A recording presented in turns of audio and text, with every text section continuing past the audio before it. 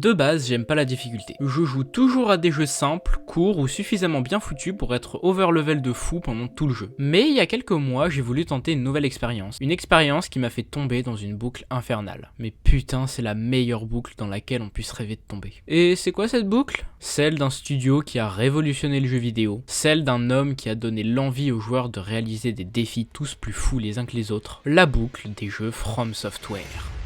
Anytime you see my brilliantly shining signature, You look to be unkindled.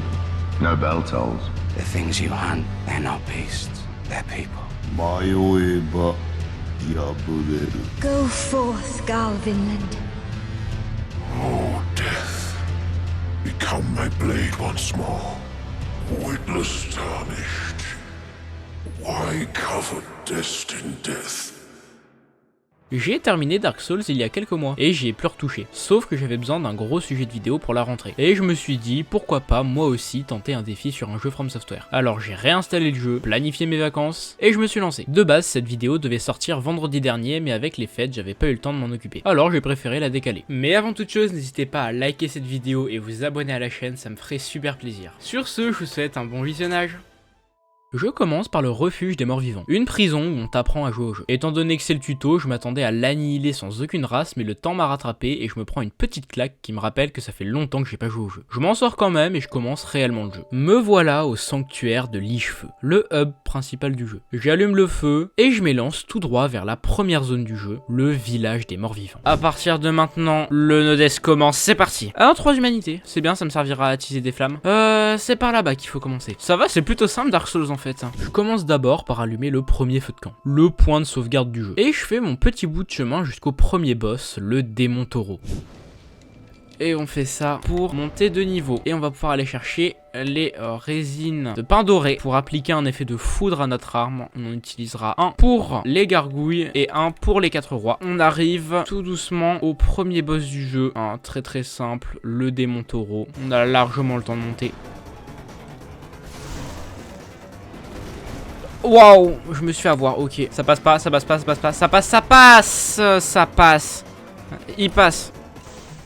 Hop, ça passe, ça passe, ça passe. Oui, ça passe. Ça passe pas du tout. C'est pas du tout passé. C'est pas du tout passé, les gars, c'est pas du tout passé. Il y a meilleur que je le termine comme ça. Oh, je vais le terminer comme ça. Hein. Oh, c'est bon. Je vais pas retenter la strat une 4e fois. Le tenter comme ça fonctionne amplement. Voilà, ça c'est fait. Il ne donne même pas d'âme. Quelle indignité. Ah si, c'est bon, il a donné l'âme. Il a donné l'argent. Une fois le démon battu, je descends la tour et vais directement parler au meilleur PNJ du jeu, Solaire d'Astora. En gros, c'est le mec qui, dans le lore, nous libère certains passages, alimente une bromance de fou sur internet à cause d'une seule ligne de dialogue à un point précis du jeu. you really are fond of chatting with me, aren't you?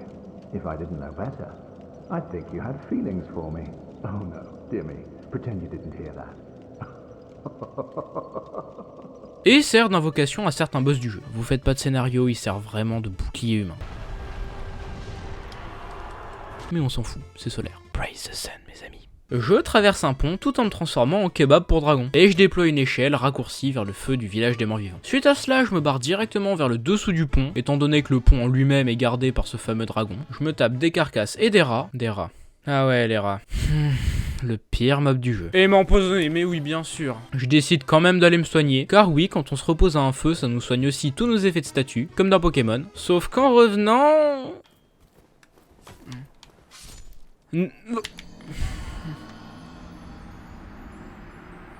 Bon, bah... Je redeviens humain, on n'oublie pas, on allume le feu... Le démon taureau. Je disais donc, je m'occupe des carcasses et... J'ai même pas réussi à arriver au pont. Oh aïe aïe.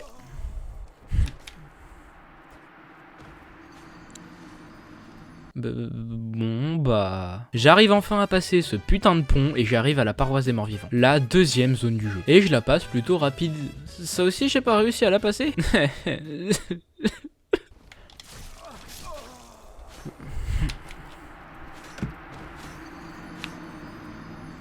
J'arrive à passer cette putain de zone, je bats un chevalier de Balder, aka le mob le plus buggé du jeu, et après 3 morts, j'arrive enfin au sacro-saint de cette run, mon second meilleur ami après Solaire, et on voit à mon visage que je suis heureux. Et cette personne, c'est qui en fait? Le beau gosse originel, l'homme de la situation, André d'Astora. Et il fait quoi en fait? Il améliore les armes, il les modifie, il les répare, il s'inquiète pour ma santé, et il est toujours présent, marteau à la main, prêt à forger sa 120e hallebarde brute en plus 10. Je débloque un raccourci vers l'Ichou, et vais m'attaquer directement au second boss du jeu, les doubles gargouilles de la cloche, avec mon petit Solaire qui me suit toujours à la trace. Et ce boss, je l'annihile en 30 secondes. Je vous le laisse en entier tellement c'était beau. Allez, c'est parti. C'est parti. Putain, c'est parti. Les gargouilles.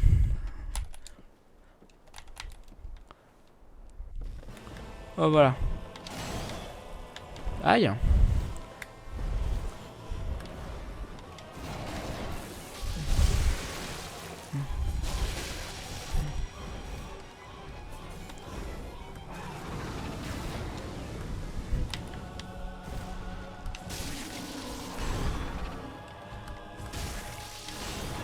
Voilà, parce que des gargouilles, on en a une deuxième.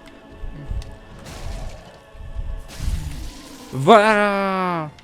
C'est comme ça qu'on fait ici. Suite à ça, je vais directement sonner la première cloche du jeu. Ah oui, le jeu. Dans Dark Souls 1, le but est d'aller tuer le Seigneur des Cendres. Pour cela, je dois sonner 2 cloches pour ouvrir une forteresse, puis aller chercher un calice royal qui me permettra de récolter 4 âmes de seigneur. 4 seigneurs que je vais devoir tuer pour récolter leurs armes. Jusque là, c'est logique. Une fois ces 4 âmes récupérées, je pourrai enfin m'attaquer au boss final et devenir Seigneur des Cendres. Après avoir sonné cette cloche, je m'élance désormais vers un boss réputé Run Killer. Le pire boss du jeu étant donné que c'est un boss triple. Un boss et 2 chiens. Où tu peux rapidement être submergé de tous les côtés et mourir en même pas quelques secondes. Ce moment, je le redoutais avant même le début de la réalisation de ce défi. Car lors de ma première run, ma découverte du jeu, ce boss m'en a fait baver pendant plusieurs heures. Et si avec tout ça vous ne savez pas de quel boss il s'agit, déjà c'est que vous avez jamais joué à Dark Souls, ou alors que vous avez abandonné très vite, mais surtout laissez-moi vous introduire le Run Killer, le Oupi Goupi de la caca, le le démon Capra.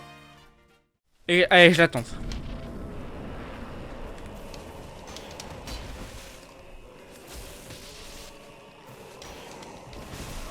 Bon.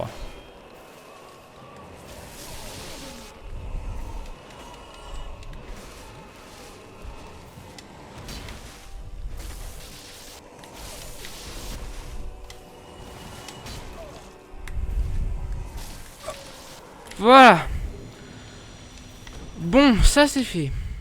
Le moment le plus stressant de la run est passé. Et à partir de là, se déclenche le décompte qui me mènera jusqu'en enfer. Suite à cette bataille, je me rends directement dans les profondeurs du village, les égouts de cet endroit déjà lugubre, pour aller chercher une énième clé qui me rapproche petit à petit de la deuxième cloche. Je trace ma route dans les égouts en butant et skippant des rats, je me tape également contre le chevalier Kirk, que je domine de A à Z comme Amazon, et je descends encore dans les tréfonds des égouts, droit vers le dragon béant, que je dois tuer pour récupérer la clé du hameau du crépuscule, aka la pire zone du jeu. Vous comprendrez pourquoi plus tard. Une fois Solaire en main, je m'attaque au dragon. Un énorme sac à PV.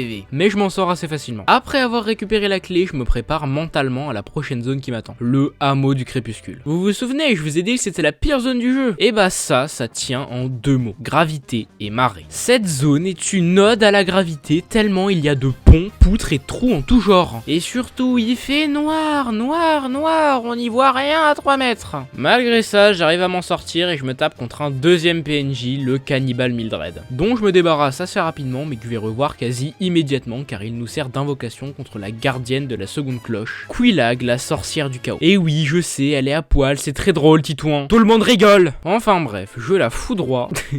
Et je fais sonner la deuxième cloche qui m'ouvre la porte de la forteresse de Sen, aka la deuxième pire zone du jeu. 2 trous, des ennemis bien trop résistants pour leur carrure. Heureusement que je connais le chemin grâce à mon entraînement fait au préalable car il est très facile de se perdre à l'intérieur du bâtiment. Tout en haut de la forteresse, je me retrouve face au golem de fer. Oui, il a le même nom que celui de Minecraft. Tout le monde rigole, Titouan, alors maintenant ferme ta gueule. Après ce combat qui défie les lois de la physique. Non mais sans deck, les physiciens dans les commentaires là, dites-moi si plusieurs tonnes de métal pur c'est capable de faire des bons tarmamis si t'as pas fini ta bouffe. je touche le cœur du golem et je me retrouve dans la plus belle zone du jeu, Anor Londo. J'ai dit la plus belle, pas la meilleure. J'active le feu, bah une gargouille, deux gargouilles, 5 gargouilles, non mais putain! Je m'élance ensuite sur le chemin de la terreur. Je dis ça car il y a 2 putains de gardes avec des arcs plus longs que ma bite qui me tirent dessus à une cadence que même Eddie Malou Oli n'aurait pas tenu. J'arrive miraculeusement à m'en sortir et j'atteins un feu très reconnaissable car c'est celui où Solaire alimente la bromance. Jusqu'au boss de la zone, le meilleur boss du jeu. C'est obligé que vous en ayez entendu parler au moins une fois dans votre vie. Le tueur de dragons et le boucher, Orstein et Smog. Sauf que durant cette run, j'ai fait une toute petite erreur. J'ai oublié d'améliorer mon arme. Ça peut paraître con hein, mais c'est la vérité. M'amenant donc à un total de dégâts d'une micro-gifle à chaque attaque. De base, je leur fous 1/5 de leur vie en une attaque. Mais là, c'est raté. Honnêtement, j'avais pas envie de relancer. Mais je l'ai fait quand même, pour vous. Je bats le démon taureau, je bats les doubles gargouilles, le dragon béant et Quilag, j'arrive à Anor Londo, je refais tout le chemin. Mais devinez quoi, j'ai encore oublié d'améliorer mon arme. Enfin non, j'ai oublié de donner la braise qui me permettait d'améliorer mon arme. Car oui, dans Dark Souls, on peut utiliser des braises pour modifier son arme. C'est ce qui permet de leur conférer certains effets, comme du brut ou du divin. Sauf qu'à ce moment-là, j'étais pas encore reparti dans la zone du boss. Du coup, je décide de faire quelque chose de très risqué. Revenir en arrière, refaire toute la forteresse de Sen pour aller donner la braise à André, afin que je puisse améliorer mon arme. Et mon dieu, mais quelle idée de merde! Je refais tout Anor Londo en arrière, je fais le début de la forteresse de Sen, mais l'acteur principal des morts de Dark Souls s'est réveillé et la gravité n'était pas vraiment de cet avis, m'amenant donc à tomber dans les tréfonds de Sen. Et ouais, encore une mort à ajouter au compteur. Sauf qu'à ce moment-là, je me dis qu'il faut quand même que j'en refasse une. Techniquement, j'ai toutes les erreurs en tête. Il y a 0 endroit où je serais susceptible de me foirer. À la limite, on a Bed of Chaos, mais ça va encore. Du coup, je décide de relancer, sauf que c'était la fois de trop. Déjà, ma santé mentale en avait pris un énorme coup. J'étais fatigué, j'avais mal aux yeux, j'avais même plus envie de commenter le live. Franchement, les dernières 20 minutes étaient plates. Je parlais pas, je regardais à peine le chat, et on voyait vraiment que j'en avais marre. Et c'est en m'avançant à l'entrée du hameau du crépuscule que je fis ma dernière erreur. Une erreur qui m'amena à ma dernière mort. La mort de la honte. Celle qui m'a fait abandonner ce défi.